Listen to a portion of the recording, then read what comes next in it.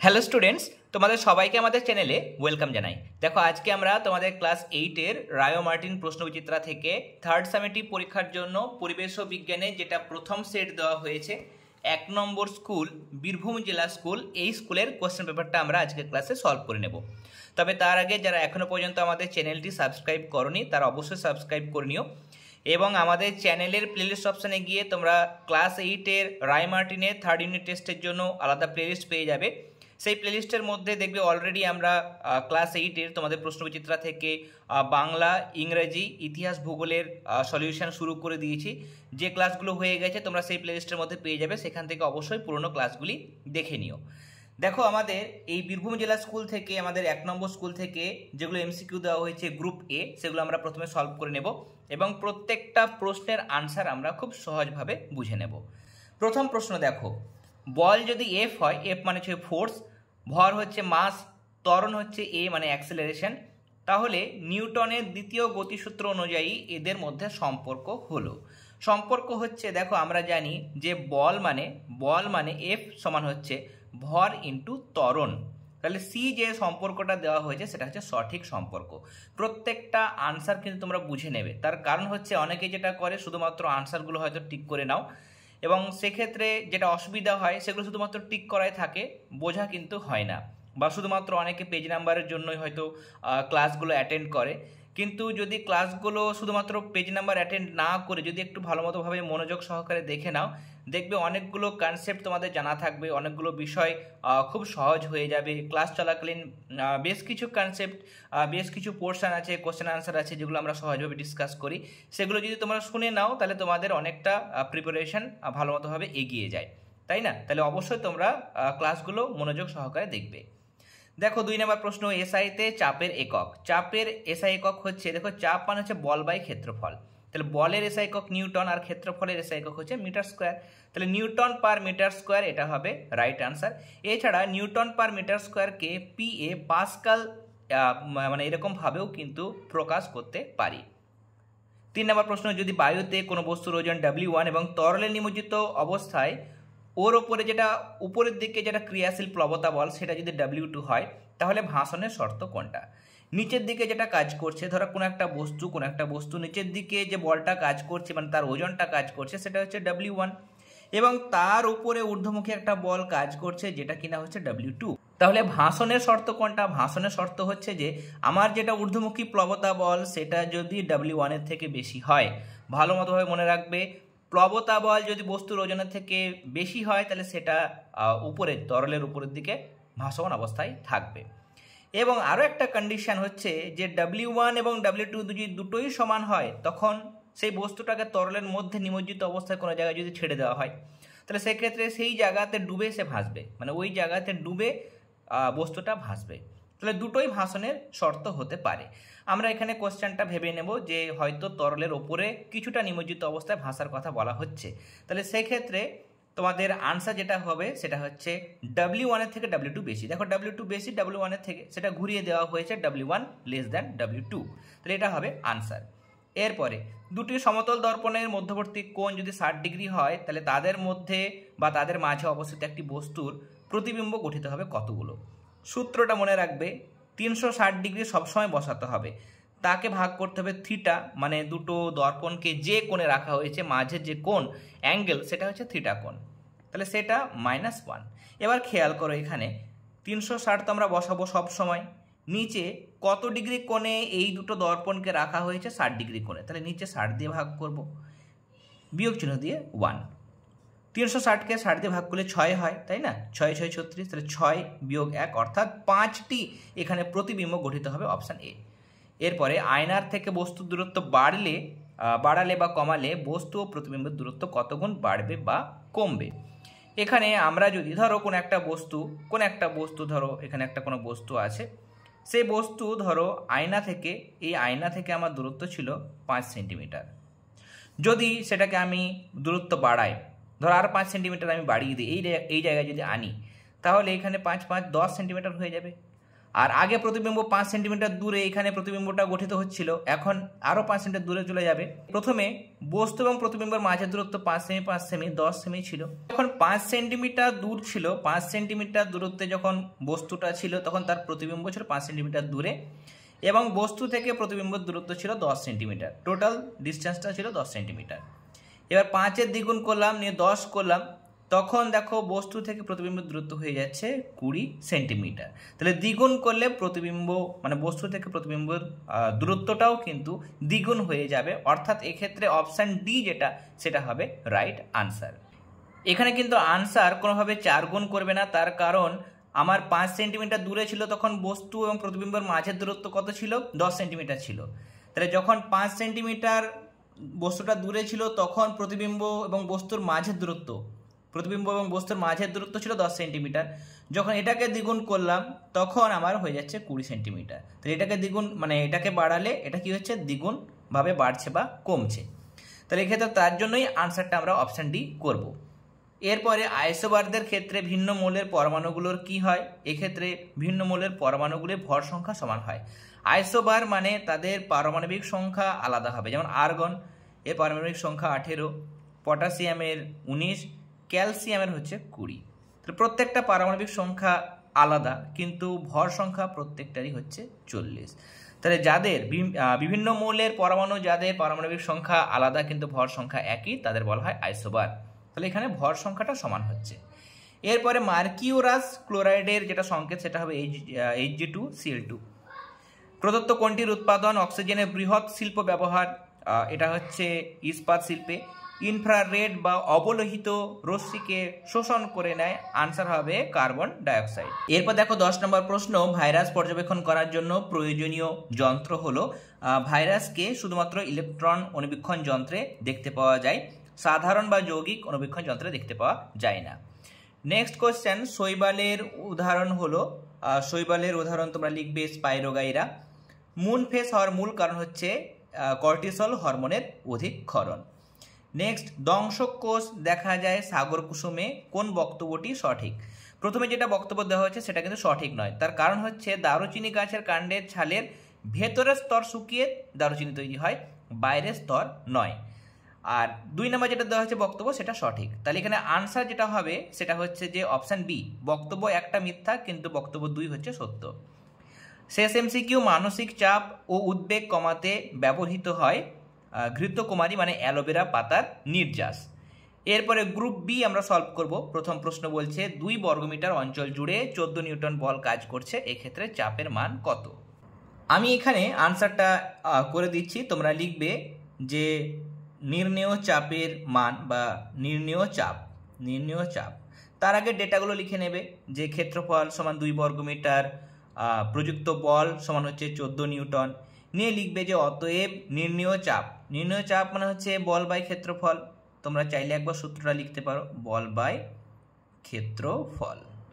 বল কত? এখানে বল হচ্ছে 14 নিউটন আর নিচে ক্ষেত্রফল হচ্ছে 2 বর্গমিটার। তাহলে এত নিউটন পার মিটার স্কোয়ার, ভাগ করলে আমরা পেয়ে যাচ্ছি 7। তাহলে 7 নিউটন পার মিটার স্কোয়ার বা 7 পাস্কাল, এটা হবে আনসার।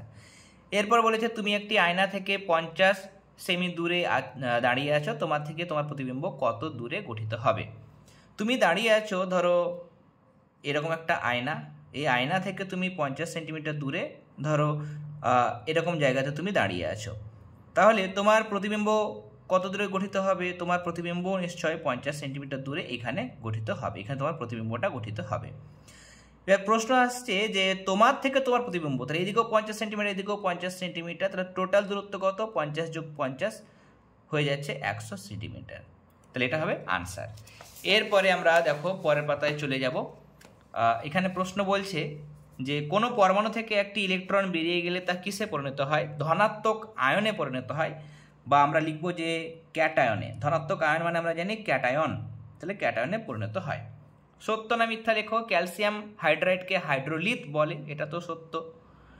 গ্যাস মুখোশ তৈরিতে কার্বনের কোন রূপভেদ ব্যবহৃত হয়? অ্যাক্টিভেটেড চারকোল অর্থাৎ সক্রিয় চারকোল ব্যবহৃত হয়। আমরা দেখবে তোমাদের কার্বন এবং কার্বন ঘটিত যৌগসমূহ যে চ্যাপ্টারটা আছে তার উপর থিওরি ক্লাস শুরু করে দিয়েছি, সেখানে আমরা সক্রিয় চারকোল এই বিষয়গুলো জানবো। তোমরা অবশ্যই থিওরি ক্লাসগুলো দেখে নিও, তাহলে প্রত্যেকটা কনসেপ্ট তোমাদের সহজ হয়ে থাকবে। তার কারণ প্রশ্নবিচিত্রা চলাকালীন হয়তো সব থিওরিগুলো প্রত্যেকটা কনসেপ্ট হয়তো ডিটেলস আলোচনা করা হয় না। ডিটেলস আলোচনা করলে সেগুলো ভিডিওটা প্রত্যেকটা ক্লাসের ভিডিও হয়তো 3-4 ঘন্টা হয়ে যাবে, তাই না? তার জন্য ক্লাসে প্রত্যেকটা বিষয় আমরা ক্লাসে ডিসকাস করব, এখানে যেগুলো একদম ডিসকাস না করলেই নয় সেগুলো আলোচনা করব। এরপর দেখো বায়োমাস কি। বায়োমাসের সংজ্ঞাটা আমি টেক্সট বুক থেকে দেখাচ্ছি, তার কারণ গতবার অনেকে বলেছিল যে স্যার বেশিরভাগ প্রশ্ন আনসার আপনি রায়মার্টিন থেকে দেখাচ্ছেন, টেক্সট বুক থেকে দেখাচ্ছেন না। যারা রায়মার্টিন আছে, যাদের কাছে রায়মার্টিন আছে 295 পাতায় আনসার পাবে। আর টেক্সট বুক থেকে লিখতে চাইলে দেখো জৈব আবর্জনা বাতাসের অনুপস্থিতিতে জীর্ণকরণ করে যে গ্যাস পাওয়া যায় তাকে জৈব বা বায়োগ্যাস বলা হয়, এরকমভাবে লিখবে। এরপরে নেক্সট কোশ্চেন দেখো, কোন বিজ্ঞানী সর্বপ্রথম অ্যান্টিবায়োটিক আবিষ্কার করেন? অ্যান্টিবায়োটিক প্রথম আবিষ্কার করেন স্যার আলেকজান্ডার ফ্লেমিং। এখানে তোমরা লিখবে আলেকজান্ডার ফ্লেমিং। যে ক্ষেত্রে প্রশ্নবিচিত্রা মানে তোমাদের রায়মার্টিন নেই, আমি রায়মার্টিন থেকে দেখিয়ে দিচ্ছি, তোমরা সেখান থেকে কপি করে নিতে পারবে। বা যদি অসুবিধা হয়, যাদের কাছে রায়মার্টিন নেই, তোমরা কমেন্ট সেকশন তো আছে, কমেন্ট করে জানাবে। তোমাদের প্রত্যেকে যাদের যা সমস্যা সেগুলো জানাবে যে স্যার আমার কাছে রায়মার্টিন নেই, আমি এই জায়গাটা লিখতে পারছি না, বা আমার কাছে এটা অসুবিধা হচ্ছে, মুখস্থ করতে পারছি না, বা এতটা বড় আমি করতে পারছি না, আমাকে এটা টেক্সট বুক থেকে দেখিয়ে দিন। আমাদের টেলিগ্রাম গ্রুপও আছে, সেখানেও তোমরা জানাতে পারবে। তাহলে সেক্ষেত্রে আমি অবশ্যই তোমাদের সেই সংক্রান্ত হেল্প করব। দেখো নেক্সট কোয়েশ্চেন হচ্ছে, যে গ্রন্থি থেকে ইনসুলিন ও গ্লুকাগন নামক হরমোন খরিত হয় তার নাম কি? এক্ষেত্রে আনসার হবে অগ্নাশয়। অগ্নাশয় থেকে ইনসুলিন এবং গ্লুকাগন এই দুটি হরমোন খরিত হয়। এরপর দেখো জীবন কুশলতা চর্চার দিক হিসাবে সমানুভূতি বলতে কি বোঝো?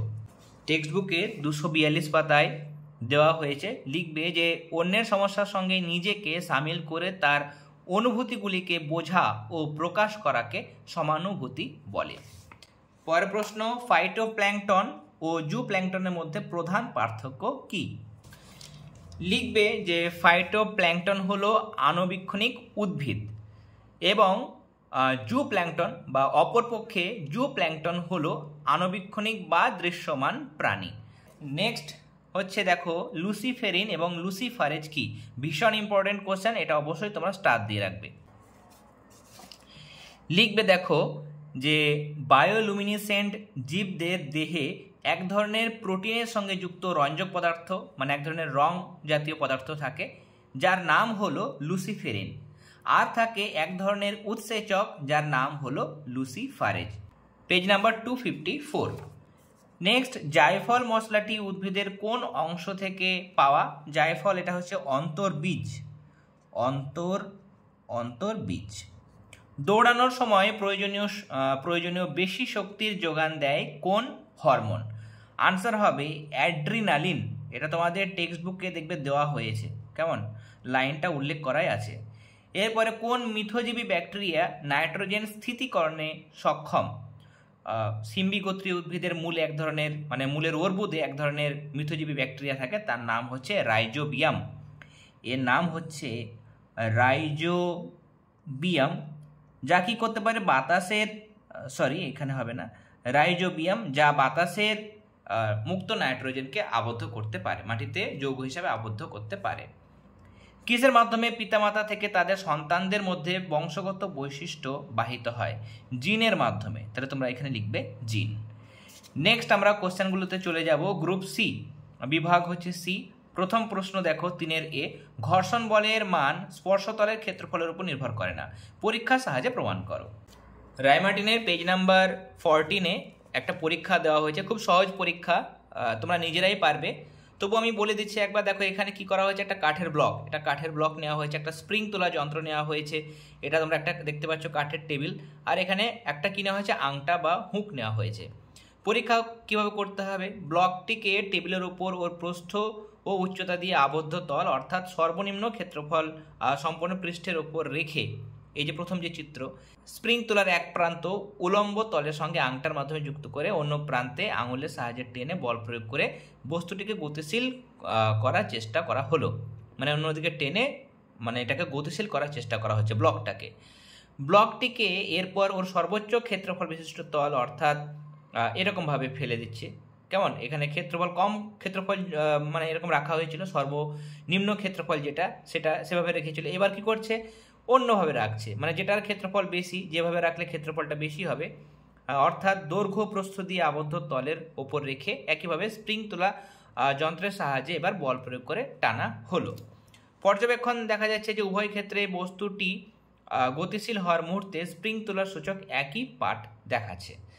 ব্যাখ্যা কি, মানে এরকমভাবে যদি ধরো এটা কাঠের ব্লক না ইট আছে, ধরো এরকমভাবে খাড়াভাবে রেখেছে, পরে করেছে সেটাকে ফেলে রেখেছে, দৈর্ঘ্য প্রস্থ বরাবর যেখানে ক্ষেত্রফলটা বেশি সেরকমভাবে ফেলে রেখেছে, নিয়ে একই রকমভাবে টানছে, দেখছে এখানেও 19 নিউটন, এখানেও দেখো 19 নিউটন, মানে একই রকম পাঠ দিচ্ছে। কেন এরকম হচ্ছে, ব্যাখ্যা এবং সিদ্ধান্ত কি বলছে, বস্তুটির গতির বা গতি উৎপাদনের চেষ্টার বিরুদ্ধে উৎপন্ন ঘর্ষণ বলের মান টেবিলের তল দ্বারা বস্তুর ওপর প্রযুক্ত লম্ব প্রতিক্রিয়ার সঙ্গে সমানুপাতিক, লম্বভাবে যে প্রতিক্রিয়া হয় তার সঙ্গে সমানুপাতিক। সংস্পর্শে থাকা তলগুলির ক্ষেত্রফলের ওপর ঘর্ষণ বলের মান নির্ভর করে না। যদি সংস্পর্শে কতটা তল থাকে, ধরো এরকমভাবে ছিল, তাহলে এইটুকু ক্ষেত্রফলটা টাচ হয়ে যাচ্ছে, তাহলে ক্ষেত্রফল কম, তাহলে সেখানে ঘর্ষণ বলটা কম হতো যদি স্পর্শতলের উপর নির্ভর করতো। আর যখন এরকমভাবে ফেলে রাখা হচ্ছে তখন স্পর্শতলের ক্ষেত্রফলটা বেশি হয়ে যাচ্ছে, তাহলে সেখানে ঘর্ষণ বলটা বেশি হতো। কিন্তু এখানে দেখছে দুটো মানই সমান হচ্ছে, তার মানে এই স্পর্শতলের ক্ষেত্রফলের উপর, মানে ইটটাকে কীভাবে রাখা হচ্ছে তার উপর নির্ভর করছে না। তাই প্রথম ক্ষেত্রে টেবিলের সংযোগে থাকা বস্তুর পৃষ্ঠস্থলের ক্ষেত্রফল অপেক্ষা দ্বিতীয় ক্ষেত্রে ক্ষেত্রফলের মান বেশি হলেও স্থিত বা গতীয় ঘর্ষণ বল বা গতীয় ঘর্ষণ বল, যে কোনো ঘর্ষণ বলের মানের কোনো পরিবর্তন হয় না। তাই দুক্ষেত্রে স্প্রিং তোলা যেটা পার্ট সেটা অভিন্ন হয়, মানে একই হয়। সুতরাং এই পরীক্ষা দিয়ে আমরা বলতে পারবো যেটা মানে একদম সরাসরি সিদ্ধান্তে যেতে পারি, বা এই যে লাইনটা লেখা হয়েছে দুটি পরীক্ষাতেই বস্তুটি যখন স্থির অবস্থায় আসবে তখন ঘর্ষণ বলের সর্বোচ্চ মান একই থাকবে। তাহলে এই পরীক্ষার সাহায্যে প্রমাণিত হয় যে ঘর্ষণ বলের মান স্পর্শতলের ক্ষেত্রফলের উপর নির্ভর করে না। নেক্সট, 3 লিটার আয়তনের তরলের ভর 6 কেজি, তরলটির ঘনত্ব কত? প্রদত্ত তরলে যেটা আয়তন সেটা 3 লিটার, ভর হয়েছে 6 কেজি, ঘনত্ব কিভাবে বের করবে, ভর বাই আয়তন, তাহলে 6কে 3 দিয়ে ভাগ করে আমরা পেয়ে যাচ্ছি 2 কেজি পার লিটার। গ্রাম পার ঘন সেমি চাইলে তোমরা করতে পারো, একই ব্যাপার। ডেনসিটি মানে হচ্ছে মাস বাই ভলিউম, তাই না, মাস বাই ভলিউম। তাহলে ভর 3 কেজি, 6 কেজির বদলে আমরা যদি গ্রামে করি তাহলে 6000 গ্রাম, 1 কেজি মানে 1000 গ্রাম, তাহলে 6 কেজি মানে 6000 গ্রাম। আয়তন 1 লিটার মানে 1000 ঘন সেমি, তাহলে 3 লিটার মানে 3000 ঘন সেমি, তাহলে 3000 লিখবে, নিয়ে এটা কী হবে, গ্রাম পার ঘন সেন্টিমিটার একক হয়ে যাবে। এটা কেটে দেবে, এখানেও দেখো 6কে 3 দিয়ে কাটলে 2, তাহলে 2 গ্রাম পার ঘন সেমি, এটা হবে আনসার। তুমি এভাবেও করতে পারো, এভাবেও করতে পারো, যেটা তোমাদের পছন্দ, মানে এটা করলেও ঠিক, এটা করলেও কিন্তু সঠিক।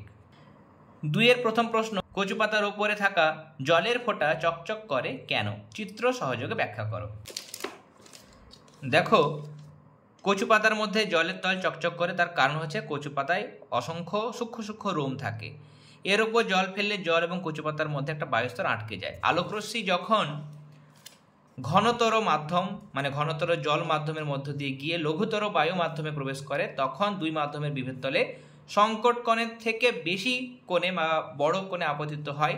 মানে এখানে আপতন কোণের মান ক্রিটিক্যাল অ্যাঙ্গেল মানে θc এর থেকে বেশি হয়, মানে সংকট কোণা থেকে বেশি কোণে আপতিত হয়। তার কারণে আলোকরশ্মির অভ্যন্তরীণ পূর্ণ প্রতিফলন ঘটে।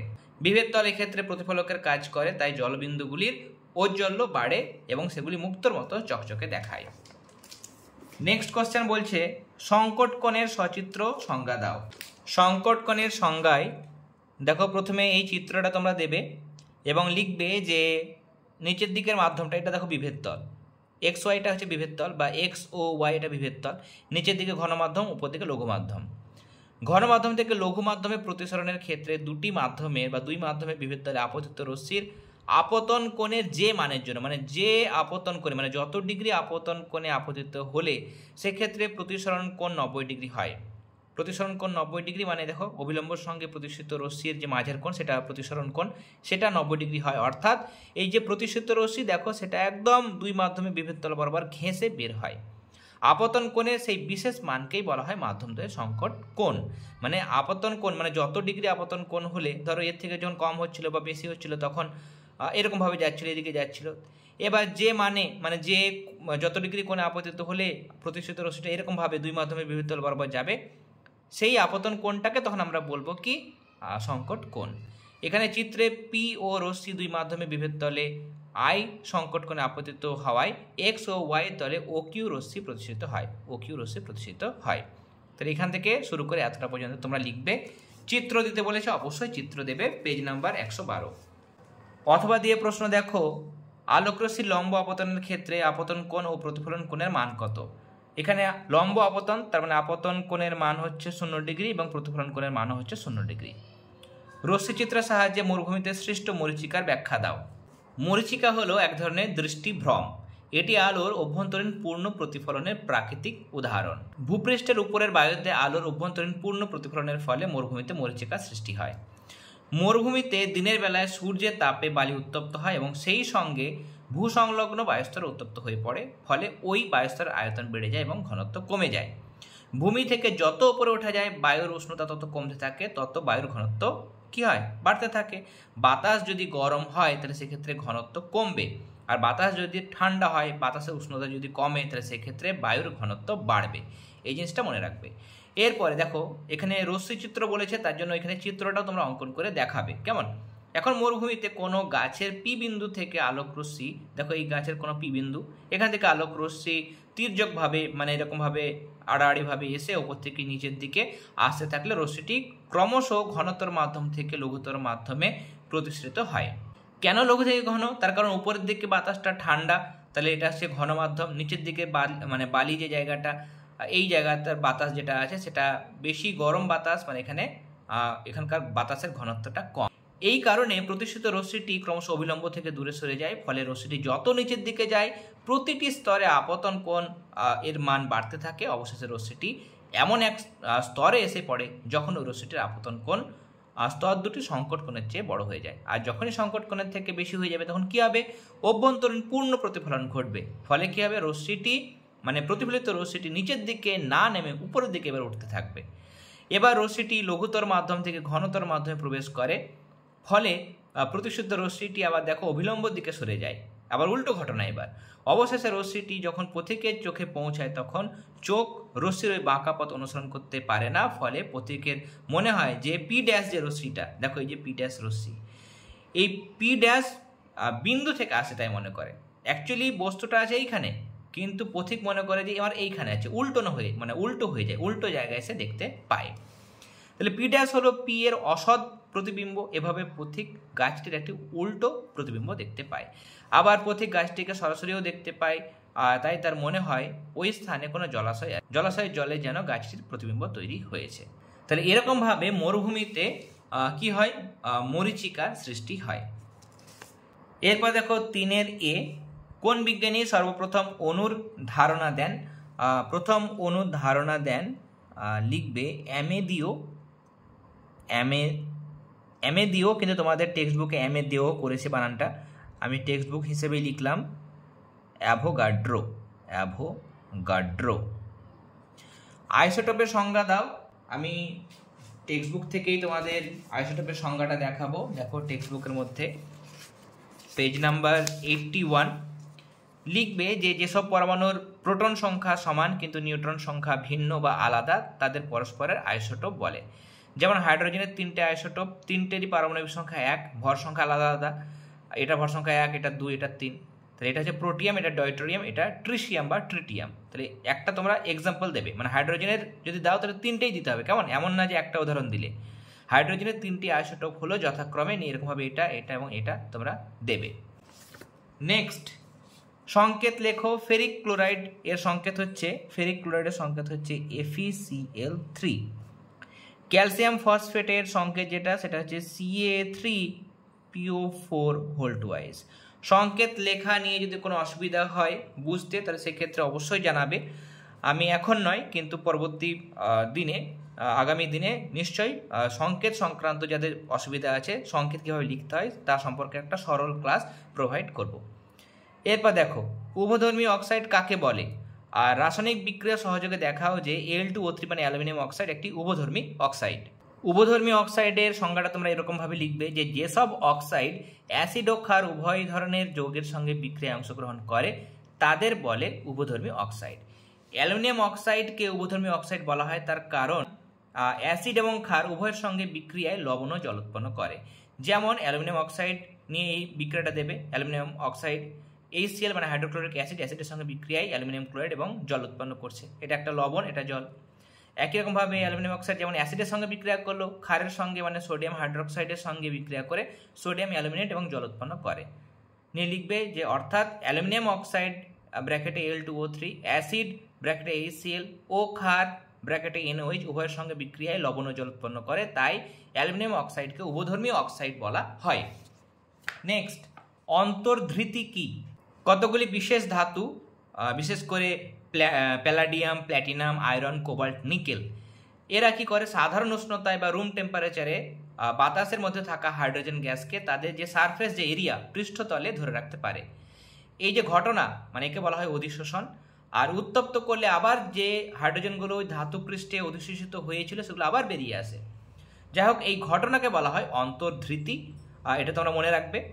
এবং অনেক সময় প্রশ্ন আসে যে অন্তর্ধৃত হাইড্রোজেন কাকে বলে, তার জন্য তখন এই জায়গাটা তোমরা লিখবে এবং তার সঙ্গে তোমরা এই সেন্টেন্সটা লিখবে যে এবং ধাতব পৃষ্ঠে অধিশোষিত হাইড্রোজেনকে অন্তর্ধৃত হাইড্রোজেন বলে। এখন শুধুমাত্র অন্তর্ধৃতি বলেছে, তাহলে এখান থেকে শুরু করে এতটা পর্যন্ত লিখলেই হয়ে যাবে, পেজ নাম্বার 131। নেক্সট, অথবা দিয়ে প্রশ্ন, পরীক্ষাগারে হাইড্রোজেন গ্যাস প্রস্তুতির সময় প্রয়োজনীয় রাসায়নিক দ্রব্যগুলি কি কি? 133 পাতায় দেওয়া হয়েছে। প্রয়োজনীয় রাসায়নিক দ্রব্য হচ্ছে অবিশুদ্ধ জিঙ্কে ছিবড়া, 2 নম্বর লঘু সালফিউরিক অ্যাসিড, 3 নম্বর হচ্ছে পাতিত জল। এর সাথে প্রশ্ন আছে যে পরীক্ষাগারে হাইড্রোজেন গ্যাস প্রস্তুতির ক্ষেত্রে পাত্রটি বায়ু নিরুদ্ধ হয়েছে কিনা তা কিভাবে বোঝা যায়?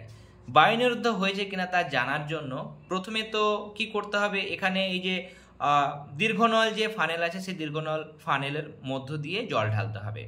এরপরে দীর্ঘনল ফানেলের সাহায্যে উল্প বোতলের মধ্যে কিছুটা জল এমনভাবে ঢালা হলো যেন দীর্ঘনলের শেষ প্রান্তটি জলের মধ্যে নিমজ্জিত থাকে। এবার এই যে নির্গম নলটা আছে সেই নির্গম নলের উল্টো দিকে মুখটাতে কি করতে হবে, বুড়ো আঙুল দিয়ে চেপে ধরতে হবে, এরকমভাবে বন্ধ করে রাখতে হবে। এবার লিখবে পাত্রটি বায়ু নিরুদ্ধ হয়েছে কিনা তা পরীক্ষা করে দেখা হলো। কি দেখা যায়, এখানে তোমরা এইটা লিখবে যে দীর্ঘনল ফানেলের জল আর নামছে না। নিয়ে এখানে লিখবে যে দীর্ঘনল ফানেলের জলতল আর নামছে না দেখে বোঝা যায় যে পাত্রটি বায়ু নিরুদ্ধ হয়েছে। তাহলে এখানে 2 নম্বর পয়েন্ট, এখানকার 2 নম্বর পয়েন্ট, এখানকার 2 নম্বর পয়েন্ট দেবে। আর যদি সম্ভব হয় তাহলে এক্ষেত্রে 1 নম্বর 2 নম্বর দুটোই দিয়ে দিতে পারো, মানে এতটা পর্যন্ত এখানকার 2টো পয়েন্ট দিতে পারো, আর এখানকার শুধুমাত্র এই 1 নম্বর পয়েন্টটা পর্যন্ত দেবে। নেক্সট বলছে নাইট্রোজেন এবং হাইড্রোজেন, হাইড্রোজেন থেকে অ্যামোনিয়া প্রস্তুতির শর্ত সহ সমিত সমীকরণ লেখো। শর্ত হচ্ছে উচ্চ চাপে মানে প্রায় 200 বায়ুমণ্ডলের চাপে এবং উষ্ণতা হচ্ছে 550 ডিগ্রি সেলসিয়াস। অনুঘটক লাগছে লোহা চূর্ণ বা লোহাচুর অনুঘটকের উপস্থিতিতে হাইড্রোজেন এবং নাইট্রোজেন বিক্রিয়া করে অ্যামোনিয়া গ্যাস উৎপন্ন করে। বিক্রিয়ার শর্ত হলো সমিত সমীকরণ হচ্ছে এটা, এখানে তীর চিহ্ন না দিয়ে তোমরা সমান চিহ্ন দিতে পারো। তাহলে N2 + 3H2 সমান চিহ্ন দিয়ে 2NH3, এটা হচ্ছে বিক্রিয়ার সমিত সমীকরণ মানে ব্যালেন্সড ইকুয়েশন। এরপরে এখানে বলেছে ক্ষারীয় পটাশিয়াম পাইরোক্লোরাইড দ্রবণ অক্সিজেন গ্যাস শোষণ করে কি বর্ণ ধারণ করে? আনসার হবে এখানে বাদামি বর্ণ ধারণ করে। 5 এ বহুরূপতা কাকে বলে? আর কৃত্রিম হীরকের সূক্ষ্মপাতের উপর ইলেকট্রনিক বর্তনী তৈরি করা হয় কেন? বহুরূপতার সংজ্ঞা তোমরা লিখবে, দেখো যে ধর্মের জন্য কোনো মৌলিক পদার্থ তাদের নিজেদের মূল রাসায়নিক ধর্মকে অপরিবর্তিত রেখে ভিন্ন ভিন্ন রূপে আত্মপ্রকাশ করতে পারে, মৌলের সেই বিশেষ ধর্মকে বহুরূপতা বলে। কৃত্রিম হীরের বা হীরকের সূক্ষ্মপাতের ওপর ইলেকট্রনিক বর্তনী তৈরি করা হয়, তার কারণ হচ্ছে ঘরের উষ্ণতায় 25 ডিগ্রি সেলসিয়াস উষ্ণতায় হীরের তাপ পরিবাহিতা যে কোনো ধাতু অপেক্ষা বেশি, তাই বর্তমানে কৃত্রিম হীরের সূক্ষ্মপাতের ওপর ইলেকট্রনিক বর্তনী তৈরি করা হয়। হীরের তাপের সুপরিবাহী হওয়ায় বর্তনী উৎপন্ন তাপ হীরের পাতের মধ্য দিয়ে দ্রুত ছড়িয়ে পড়ে, ফলে বর্তনী ঠান্ডা থাকে এবং ভালোভাবে কাজ করতে পারে। নেক্সট কোশ্চেন, বাড়িতে চুনকাম করার জন্য তুমি পোড়া চুন জলে ভিজিয়ে রাখলে এবং দেখলে চুন জলের উপর একটা আস্তরণ পড়লো, এই আস্তরণের উৎপত্তি বিক্রিয়া সহযোগে ব্যাখ্যা করো। এখানে শুধুমাত্র প্রথম যে পোর্শনটা দেওয়া হয়েছে 1 নম্বর, সেই জায়গাটা লিখবে। পোড়া চুন জলে ভিজিয়ে কলিচুন তৈরি হওয়ার সময়ে চুন জলের সঙ্গে বায়ু মধ্যস্থ কার্বন ডাইঅক্সাইডের বিক্রিয়ায় চুন জলের উপর সাদা রঙের অদ্রাব্য ক্যালসিয়াম কার্বনেট অর্থাৎ CaCO3 আস্তরণ পড়ে। ক্যালসিয়াম হাইড্রোক্সাইড মানে কলিচুন, তার সঙ্গে বাতাসের কার্বন ডাইঅক্সাইডের বিক্রিয়া হচ্ছে, তৈরি হচ্ছে ক্যালসিয়াম কার্বনেট। এটা কীরকম? এটা হচ্ছে জলে অদ্রাব্য, তার জন্য সাদা অধক্ষেপ নিচের দিকে পড়ে এবং তার সঙ্গে জল উৎপন্ন হয়। তাহলে এই জায়গাটা তোমরা লিখবে পেজ নাম্বার 303। অথবা দিয়ে প্রশ্ন, ম্যাগনেসিয়াম ঘটিত আগুন কার্বন ডাইঅক্সাইড দ্বারা নেভানো যায় না কেন? ম্যাগনেসিয়াম ঘটিত আগুন, দেখো বড় বড় অগ্নিকাণ্ডে বা ম্যাগনেসিয়াম ঘটিত আগুন নেভানোর কাজে কার্বন ডাইঅক্সাইড ব্যবহার করা হয় না। তার কারণ ম্যাগনেসিয়াম ঘটিত আগুনে যে উচ্চ উষ্ণতা সৃষ্টি হয় তাতে কার্বন ডাইঅক্সাইড ভেঙে যায়। কার্বন ডাইঅক্সাইড বিয়োজিত হয়ে কার্বন এবং অক্সিজেন উৎপন্ন করে। উৎপন্ন যে অক্সিজেন সেটা ম্যাগনেসিয়াম ধাতুর দহনে সাহায্য করে এবং আগুন না নিভিয়ে আরও তীব্রভাবে জ্বলতে সাহায্য করে। এই তাপে ম্যাগনেসিয়াম আরও উজ্জ্বলভাবে জ্বলতে থাকে। এই জায়গাটা তোমরা লিখবে এবং এখানে যে সমীকরণটা দেওয়া হয়েছে, প্রথমে কার্বন ডাইঅক্সাইড মানে উচ্চ তাপে কার্বন এবং অক্সিজেনে ভেঙে যাচ্ছে, মানে বিয়োজিত হচ্ছে। পরে এই অক্সিজেনটা ম্যাগনেসিয়ামকে দহনে সাহায্য করছে, ম্যাগনেসিয়াম অক্সাইড উৎপন্ন হচ্ছে, এই জায়গাগুলো দেখানো হয়েছে। তোমরা এই জায়গাটা লিখবে। সামগ্রিক বিক্রিয়া যদি দেখা হয় তাহলে বাম দিকের অক্সিজেন এবং ডান দিকের অক্সিজেন তোমরা কেটে দাও, তাহলে 2mg আর CO2 পড়ে থাকে, ডান দিকে C পড়ে থাকে এবং 2mgও পড়ে থাকে, সেটা ডান দিকে লেখা হয়েছে। এটা হচ্ছে সামগ্রিক বিক্রিয়া নিচেরটা, কেমন? এরপরে নেক্সট দেখো, টেফলন ও পিভিসি এর একটি ব্যবহার লেখো। 158 পাতায় টেফলনের অনেক ব্যবহার দেওয়া হয়েছে, পিভিসির অনেক ব্যবহার দেওয়া হয়েছে, যে কোনো একটা করে ব্যবহার তোমরা লিখবে। নেক্সট, দ্বি একক পর্দা দ্বারা ঘেরা কোষীয় অঙ্গাণুর নাম।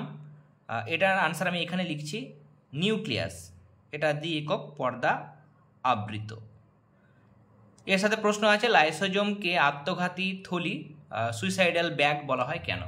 লিখবে, লাইসোজোমের মধ্যে প্রায় 50 রকমের আর্দ্র বিশ্লেষক মানে হাইড্রোলাইটিক উৎসেচক থাকে। রোগগ্রস্ত বা ক্ষমতাহীন কোষে লাইসোজোমটি বিদীর্ণ হলে মানে ফেটে গেলে তার মধ্যে থাকা উৎসেচকগুলো বেরিয়ে যায় এবং সেই নির্গত উৎসেচকের ক্রিয়া সম্পূর্ণ কোষটি পাচিত হয়ে যায়, আর তাই লাইসোজোমকে আত্মঘাতী থলি বলা হয়। তাহলে এই জায়গাটা তোমরা লিখবে, পেজ নাম্বার 382। পরের প্রশ্ন দেখো, নিউক্লিয়াসের একটি পরিষ্কার চিত্র অঙ্কন করে প্রদত্ত অংশগুলি চিহ্নিত করো।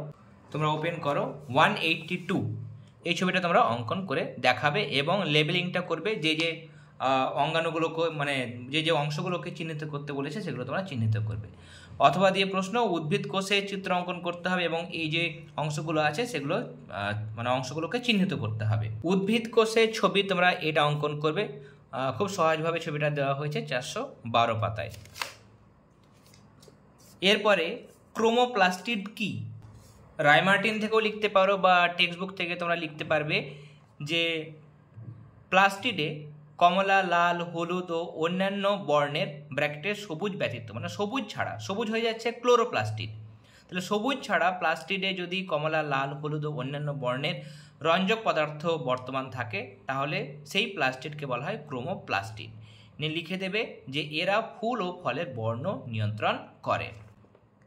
নেক্সট, স্তম্ভ মেলাতে দেওয়া হয়েছে, যে অঙ্গাণু কোষের শক্তি উৎপাদন প্রক্রিয়ায় অংশ নেয় সেটা হচ্ছে মাইটোকন্ড্রিয়া। তাহলে এটা 1 নম্বর। প্রোটিন সংশ্লেষ করা যে অঙ্গাণুর কাজ, প্রোটিন সংশ্লেষ করা কাজ হচ্ছে কার? এটা হচ্ছে রাইবোজোমের কাজ। আর প্রাণীকোষ বিভাজনে সাহায্য করে, অংশগ্রহণ করে, সেটা হচ্ছে সেন্ট্রোজোম প্রাণীকোষ বিভাজনে অংশগ্রহণ করে।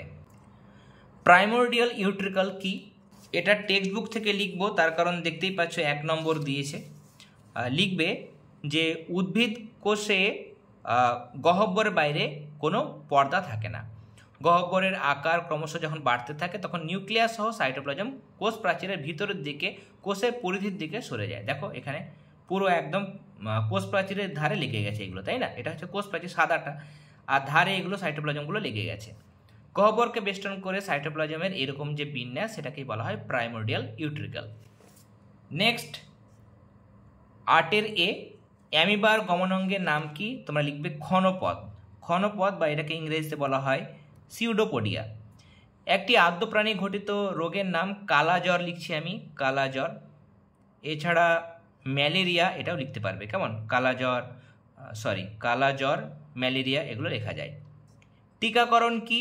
আর মিথজীবিতার উদাহরণ দাও। টিকাকরণটাও আমি রায়মার্টিন থেকে না দেখিয়ে টেক্সট বুক থেকে দেখাবো। রায়মার্টিনেও একই রকম লেখা হয়েছে। লিখবে, দেখো এখানে যে কোনো মৃত, দুর্বল, জীবিত অণুজীবকে বা সরাসরি অণুজীবের দেহ থেকে বেরোনো দুর্বল বিষকে নির্দিষ্ট ডোজে আগে থেকে কোনো মানুষের দেহে প্রবেশ করে দেওয়া হলে তারপরে এই জায়গাটা লিখবে না, মানে দেওয়া হলে লেখার পরে ওই ধরনের অণুজীবদের বিরুদ্ধে আগে থেকেই দেহে রোগ প্রতিরোধ ব্যবস্থা সক্রিয় হয়ে ওঠে। এই পদ্ধতিকে বলা হয় টিকাকরণ বা অনাক্রমকরণ, ভ্যাকসিনেশন বা ইমিউনাইজেশন বলা হয় এটাকে। কেমন? আর এর সাথে প্রশ্ন আছে যে মিথজীবিতার উদাহরণ দাও। লিখবে যে ডাল, সয়াবিন জাতীয় উদ্ভিদের মূলের অর্বুদে এক ধরনের মিথজীবী ব্যাকটেরিয়া থাকে, তার নাম হলো রাইজোবিয়াম। এই অণুজীব নাইট্রোজেন স্থিতিকরণে সাহায্য করে। এরা বাতাসের নাইট্রোজেনকে নাইট্রোজেন যৌগে পরিণত করে মাটিতে আবদ্ধ করে। এর কিছুটা অংশ আশ্রিততা উদ্ভিদকে সরবরাহ করে, বাকিটা উদ্ভিদ পচে গেলে মাটিতে মিশে যায়। এটা একটি মিথজীবিতার সম্পর্ক। এর সাথে দেখো ছেলে ও মেয়েদের শরীরে অবস্থানকারী জনন গ্রন্থিগুলির নাম লেখো। ছেলেদের শরীরে জনন গ্রন্থির নাম হলো শুক্রাশয় এবং মেয়েদের শরীরে জনন গ্রন্থির নাম হলো ডিম্বাশয়। বায়োলুমিনেসেন্ট জীবেরা কিভাবে নিজেদের দেহে আলো প্রস্তুত করে? বায়োলুমিনেসেন্ট জীবদের দেহে এক ধরনের প্রোটিনের সঙ্গে যুক্ত রঞ্জক পদার্থ লুসিফেরিন আর থাকে এক ধরনের উৎসেচক লুসিফারেজ। অক্সিজেনের কমা দিয়ে লিখবে এটিপি, ম্যাগনেসিয়াম 2+ আয়নের উপস্থিতিতে, এই দুই লিখবে না, কেমন? উপস্থিতিতে রাসায়নিক বিক্রিয়ায় রাসায়নিক শক্তি পরিবর্তিত হয় আলোক শক্তিতে এবং এর ফলে উৎপন্ন হয় ঠান্ডা আলো, যাকে বায়োলুমিনেসেন্স বলে। তাহলে এরকমভাবে বায়োলুমিনেসেন্ট দের দেহে আলো উৎপন্ন হয়। নেক্সট অথবা যে প্রশ্ন, হু নির্ধারিত যে কোনো 4টি কেন্দ্রীয় জীবন কুশলতার শিক্ষা নিয়ে আলোচনা করো। জীবন কুশলতার 10টা দিক দেওয়া হয়েছে টেক্সট বুকের মধ্যে। এখান থেকে তোমরা লিখবে পেজ নাম্বার 242। 4টি লিখতে বলেছে, 4টি তোমরা লিখবে। নেক্সট, তারা মাছ কীভাবে শিকার ধরে?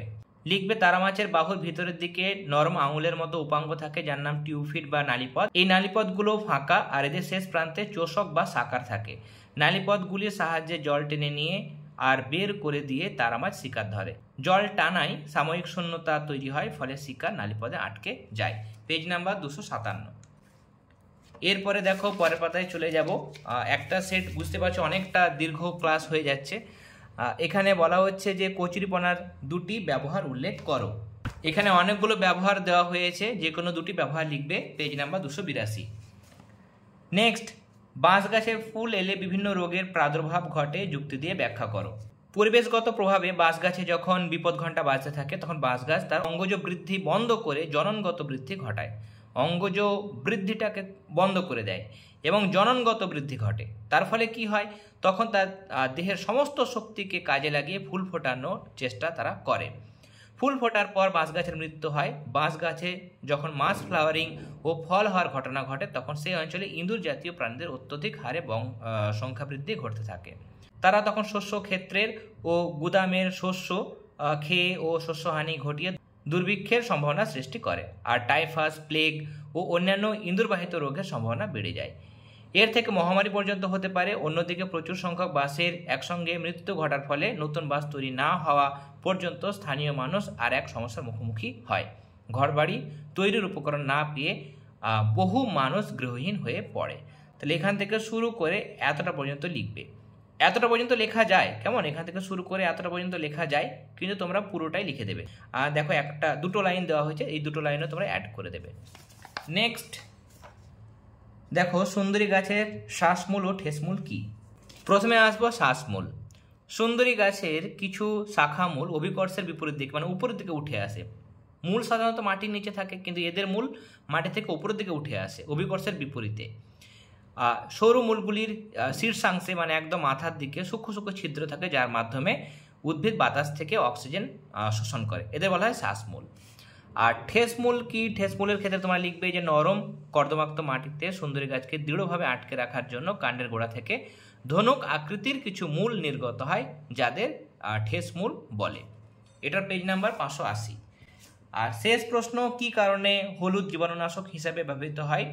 লিখবে হলুদের মধ্যে কারকিউমিন নামক এক ধরনের যৌগ পাওয়া যায়। এই যৌগের উপস্থিতির জন্যই জীবাণুনাশক হিসাবে হলুদ ব্যাকটেরিয়া, ভাইরাস এবং ছত্রাককে মেরে ফেলার ক্ষমতা রাখে। এর সাথে প্রশ্ন আছে ত্রিফলা কি এবং এটি কি কাজে ব্যবহৃত হয়? ত্রিফলা হলো দেখো এক ধরনের আয়ুর্বেদিক ওষুধ। ত্রিফলা মানে এতে 3টে ফল থাকে, সমান সমান পরিমাণে আমলকি, হরিতকি এবং বহেরা, বীজ ছাড়া বহেরা, এই 3টে ফল থাকে। এটা কি কাজ করে? জলাপের কাজ করে, পরিপাক নালীকে পরিষ্কার রাখে, রক্ত পরিষ্কার রাখে। এছাড়া এর মধ্যে প্রচুর পরিমাণে ভিটামিন সি থাকে। এটার পেজ নাম্বার 292। তাহলে আজকে আমরা দেখো প্রশ্নবিচিত্রা থেকে তৃতীয় পর্বের মূল্যায়নের জন্য 1 নম্বর স্কুলের যে প্রশ্নপত্রটি ছিল সেটা আমরা পুরোটাই সলভ করে নিলাম। আশা করি আজকে ক্লাসটি তোমাদের ভালো লেগেছে। তাহলে অবশ্যই ক্লাসটিতে লাইক দেবে, তার কারণ তোমাদের লাইক ছাড়া, তোমাদের সাপোর্ট ছাড়া কোনোভাবেই ক্লাস দেওয়া সম্ভব নয়। তোমরা যত বেশি আমাদের ক্লাসগুলোতে কমেন্ট করো, লাইক দাও, তত বেশি আমরা মোটিভেটেড হই এবং তোমাদের জন্য আরও নতুন ক্লাস নিয়ে আসার চেষ্টা করি। তাই তোমরা অবশ্যই ক্লাসটিতে লাইক দেবে এবং তোমাদের ফ্রেন্ড সার্কেলের মধ্যে অবশ্যই ক্লাসটি শেয়ার করবে। এবং তার সঙ্গে তোমরা কোথা থেকে আমাদের ক্লাসগুলো দেখছো, তোমরা কোন ডিস্ট্রিক্টের মধ্যে বসবাস করো, তোমাদের নাম কি, সেটা তোমরা কমেন্ট সেকশনে জানাবে। তাহলে কিন্তু আমাদেরও অনেকটাই ভালো লাগবে। তাহলে আজকের ক্লাস এতটাই। তোমরা সবাই ভালো থেকো। All the very best.